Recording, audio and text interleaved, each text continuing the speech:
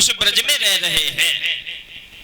उस वृंदावन में कहा रहे? वृंदावन, वृंदा किसे कहते हैं? तुलसी को। और जहां तुलसी के ढेर सारे वृक्ष हो तो वही वृंदावन नहीं। वृंदावन हम अपना आंगन भी बना सकते हैं। अरे जहां प्रभु हर चर्चा होती है, एक दिन भगवान ना असहम बसा में बैकुंठे न योगी न हृदय मद भक्ता यत्र गायति तत्र तिष्ठा में नारदा। भगवान कहते हैं श्री मुख से, अरे नारद मैं कहाँ रहता हूँ? न योगियों के हृदय में रहता हूँ, न बैकुंठ में रहता हूँ। फिर कहाँ रहते हो महाराज? बैकुंठ तुम्हारा घर है, योगी तुम्हारे भक्त हैं, कहाँ रहते हो? क्या मद भक्ता, जहां मेरे भक्त मेरा गुणानवाद करते हैं, मेरी हर चर्चा करते हैं, कीर्तन इत्यादि में शोभित होते हैं, मैं उनके हृदय में वास करता हूं। भक्त और भगवान की, राम से बड़ा राम का नाम, और ना मानो तो जप के देख लो, बन जावे सब काम। राम से बड़ा राम का नाम। आप बड़े नहीं हैं, आपके कर्म, आपकी महानता, आपकी पहचान बड़ी है। मेरे भगवत प्रेमियों, अगर जीव कर्म तो करता है, लेकिन किसी की कमी जब कमजोरी नजर आ जाती है ना, तो सफलता भी मिलने लगती है। कमजोरी क्या होती है? जीव की कमजोरी क्या है? कि मैं तेरे अपने पराये में फंसा है। बेटा मेरा, बेटी मेरी, जमीन जायदाद कोठी बंगला मेरा, लेकिन अभागे ये नहीं पता कि यहां तेरा कुछ नहीं है। कवि ने लिखा है कि पिजड़ा के तोता, संसार रूपी पिजड़ा में इस शरीर रूपी तोता पड़ा है, फड़फड़ा रहा है कि पिजड़ा के तोता, अरे चेती रे जमे काल बिलैया डोरे। पिजड़ा के तोता, चेती रे जमे काल बिलैया डोले।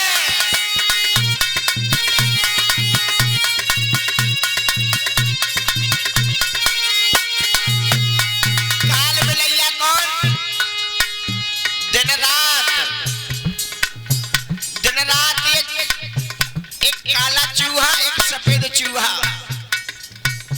और जय हो बेटा, राधे राधे। काला चूहा, सफेद चूहा कौन है? दिन और रात। और बिलैया कौन है? समय। जो समय तुम्हारे चारों तरफ दिन रात काटते हुए चक्कर लगा रहा है, और बिलैया का कब मौका लग जाए, काल रूपी बिलैया का शरीर रूपी तोता पर कब झपट्टा मार दे। कौन है तोता? हमारा शरीर। पिजड़ा के तोता, मानव के चोला, चेती रे जमे काल बिलैया डोले। पिजड़ा के तोता,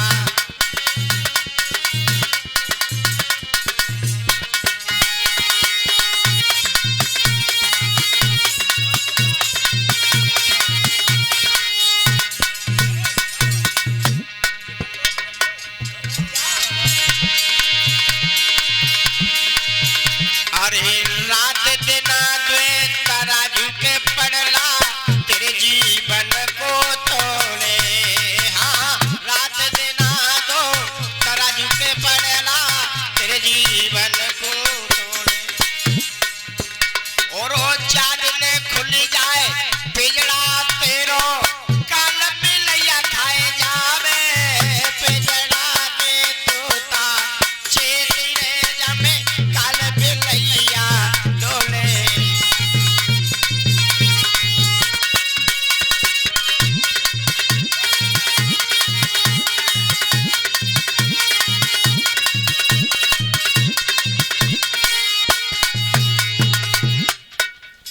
जागृत रहना चाहिए हमें, एकदम ऐसे सचेत रहना चाहिए जैसे कौवा रहता है। बड़ा चतुर चालाक होता है, चतुर है, अपना काम भी बना लेता है और चालाकी भी पूरी चलती है। संसार में तो रहो, सबकी सेवा करो, और कहाँ रहो,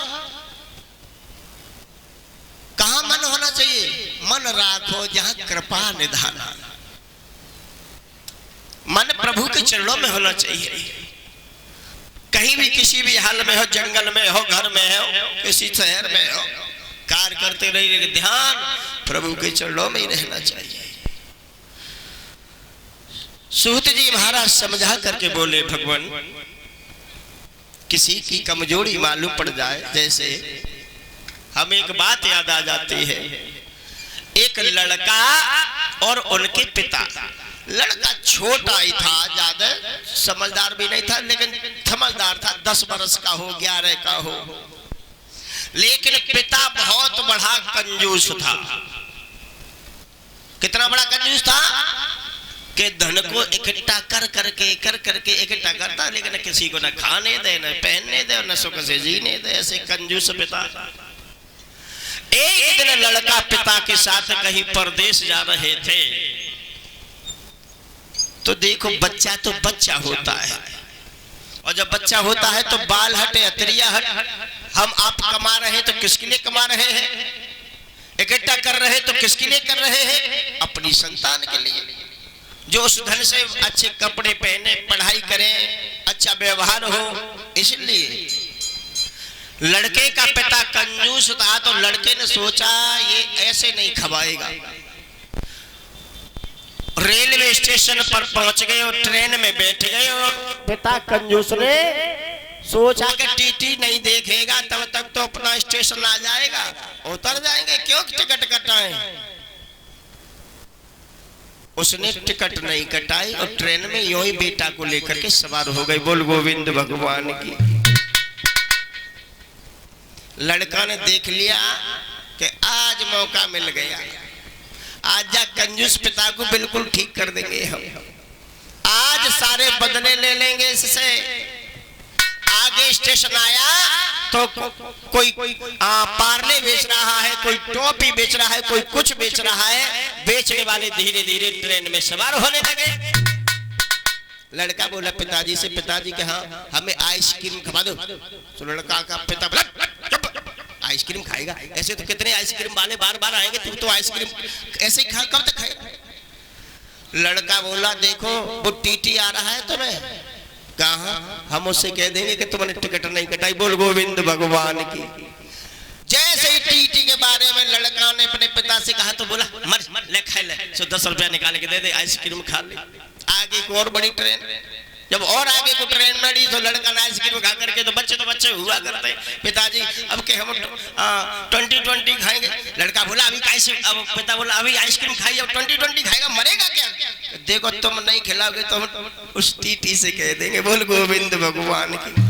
धीरे धीरे धीरे धीरे आगे को बढ़ते चले गए, और लड़का वाले कंजूस पिता का वो हाल कर दिया उस टीटी का बहाना लेकर के कि अगर तुम नहीं खिलाओगे तो टीटी से कह देंगे इतना जुर्माना लगेगा कि जितना खर्च नहीं होगा उससे ज्यादा तुम्हें अधिक दंड भरना पड़ेगा। इस दृष्टांत से हमें मिलता क्या है कि बार बार अगर हमारे कहने पर, बार बार विद्वानों के और सनातन धर्म के ग्रंथों के कहने पर कि हम सनातन धर्म के रहने वाले हैं, हम सनातन धर्म के जीने वाले हैं। देखिए आप हिंदू हैं, सनातन धर्म में जीते, लेकिन मैं कभी कभी सोचता हूं कि तुम्हारे से तो धर्म मुसलमान का अच्छा है। बोल गोविंद भगवान की। तुमसे तो मुसलमान अच्छा है। अब आप सोच रहे हो कैसे? वो कम से कम नियम का पालन तो करता है। अरे तुम्हारे लड़के की बारात जाए और मुसलमान के लड़के की बारात जाए, और जब मुसलमान के लड़के की बारात जाएगी तो जब नमाज का समय होगा तो दूल्हा भी नमाज अदा करने लगता है। और जब तुम्हारा शाम को भजन होगा, भजन को टाइम, तो तुम्हारी बारात में पी की बहुआ जूत बजता है। बोल गोविंद भगवान की। तो तुम्हारा धर्म अच्छा है कि मुसलमान का अच्छा है? देखो भैया रात पता नहीं क्या कंपटीशन हो गई थी, हमारे बच्चों ने इधर हमने वैसे मना कर रहा है कि 9 बजे के बाद सांड नहीं बजना चाहिए। जब सांड बजता है तो फिर हमें नींद नहीं आ पाती। किसी ने बजा दिया होगा या किसी को ऐसी जवानी आई कि पल्ले मोहल्ला में तो बाने बजाना शुरू कर दे। 1 बजे तक बजा, 1 बजे तक नींद नहीं आई, करवट बदल कर कहे तो कहे किससे क्या।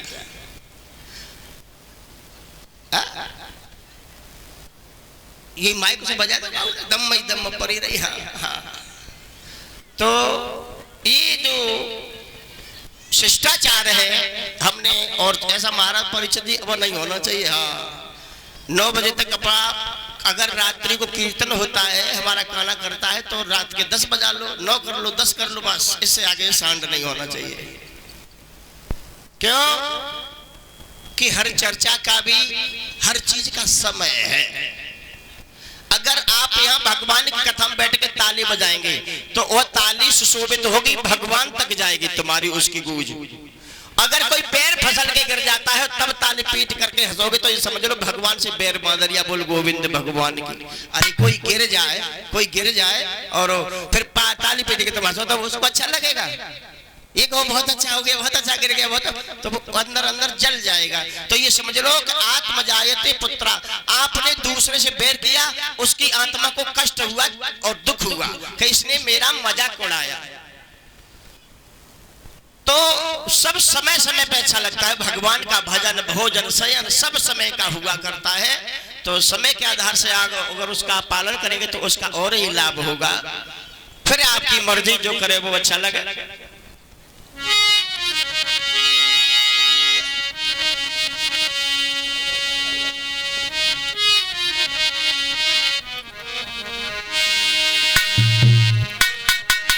भगवान कन्हैया वृंदावन में रह रहे हैं और रहते रहते अघासुर बघासुर पूतना तृणाव्रत केशी व्योमासुर राक्षसों का जब वध हुआ, ये सब किसने भेजा?